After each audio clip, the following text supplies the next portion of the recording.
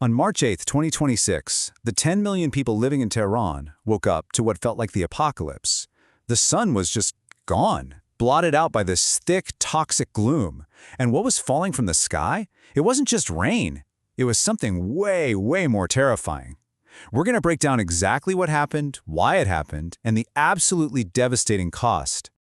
A resident named Mehnaz, she was trying to flee the city, and she said this. Her words just perfectly capture that deep sense of despair that was gripping the entire capital, a darkness that was so much more than just physical. So what even is oil rain? What does that mean? Well, people on the ground, including journalists, they described it as literally raining oil. The rainwater was black. It was saturated. Soot was just blanketing the streets, cars, balconies, everything. One correspondent said that just breathing the air felt, and I quote, quite toxic. How is something like this even possible? Well, the science behind this horror show is a process called atmospheric scavenging. You see, when those massive oil facilities were bombed, the fire sent these huge plumes of soot, hydrocarbons, and all sorts of toxic gunk up into the sky. All those pollutants then mixed in with the clouds. So when it finally rained, the water droplets acted like tiny sponges, soaking up all those oily particles and bringing them right back down to the ground, creating a literal black, oily rain. Okay, so what started these massive fires in the first place? Yeah, this was no natural disaster. This was the direct result of military action. It all stemmed from a coordinated wave of airstrikes by Israel and the US, and the targets were very strategic. You've got key parts of Iran's oil infrastructure in and around the capital, plus military sites like the IRGC's so-called Space Force headquarters. And the immediate aftermath, it was just catastrophic. In the Shahran district, eyewitnesses said unrefined oil was just pouring out of the damaged depots, right into the streets. And then, it ignited. It created what survivors could only describe as a terrifying river of fire flowing right through their neighborhoods. So the airstrikes create this river of fire, but the consequences for the people and the environment of Tehran, that was a whole other level of devastation. The impact went so far beyond just the initial explosions. This account from Nagin, an activist in the city, it makes the health impacts tragically clear. This wasn't just smoke. It was a full-on chemical assault on the lungs of millions of people who had nowhere else to go and no choice but to breathe this toxic air. And you can just feel the sense of complete abandonment in this quote from Mehdi. His words paint this picture of a population that's just trapped. They feel neglected by their own government and attacked by foreign powers, left to basically fend for themselves in this poisoned environment. The official warnings that came out were absolutely dire. The Iranian Red Crescent Society cautioned that the air was just full of toxic compounds. They warned that the black rain was essentially acid rain and that it could cause chemical burns and severe lung damage. And of course, the soil and water were getting contaminated, posing a life-threatening risk, especially to the most vulnerable, the elderly, kids, anyone with a respiratory condition. And the human cost, when you boil it down to just a number, it's staggering.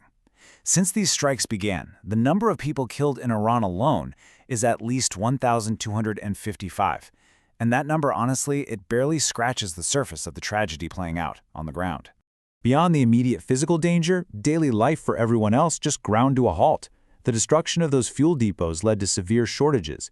The government had to slash daily fuel rations for regular people from 30 down to 20 liters. Things like masks and inhalers became incredibly scarce and super expensive, all while prices for just basic food and goods went through the roof. The destruction was so widespread and so severe that Iran's own head of the Department of Environment gave it a specific name: ecocide. He called it a blatant, intentional, and systematic destruction of the environment as an act of war. So this forces us to step back and ask a bigger question about the military strategy here. Was this all part of a calculated plan to degrade Iran's ability to even function? Let's take a look at the theory behind it. So, the stated military goal, according to at least one analyst, is to break the will of the Iranian people and just paralyze the country. But here's the thing. Expert analysis from places like the Rand Corporation suggests that this kind of strategy often backfires, big time. Instead of turning people against their own government, it usually creates a rally around the flag effect, unifying them against the outside attacker. And targeting oil infrastructure like this is nothing new, and history gives us some pretty grim examples. Back in the 1991 Gulf War, the torching of Kuwaiti oil wells caused a massive regional catastrophe. More recently, in Iraq, ISIL-torched oil fields, creating what people called a Daesh winter that literally blocked out the sun and left a legacy of severe illness. It seems like the devastating environmental fallout is, sadly, a predictable outcome. All right, now we need to zoom out, because what's happening in Tehran, as horrific as it isn't happening in a vacuum. It's just one piece of a much wider war that has now pretty much engulfed the entire region. We're talking about a 9-day-old war that now has strikes and counterstrikes, rocking not just Iran, but also Lebanon, Iraq, and several Gulf Arab nations, pulling everybody into the crossfire. Take Lebanon, for instance. The conflict there has intensified dramatically. Israeli strikes have killed nearly 400 people in just a week, and that includes over 80 children. An attack on a hotel right in Beirut's tourist district just shattered any sense of safety in that city. And Iran has retaliated across the Persian Gulf. Missile and drone attacks had hit the UAE, Kuwait, Saudi Arabia, and Bahrain, all nations that host U.S. military bases. These strikes have caused casualties and damaged critical infrastructure, everything from airports to a water desalination plant. This retaliation has been met with huge diplomatic condemnation. The head of the Arab League called Iran's actions reckless and a massive strategic mistake, which really highlights how Tehran is becoming more and more isolated even among its own neighbors. Amid all this death, destruction, and displacement, the chief of the World Health Organization asks a really powerful question. When will we learn? It's a question that just hangs in the toxic air over Tehran, and it echoes across a region that is spiraling deeper and deeper into a devastating war.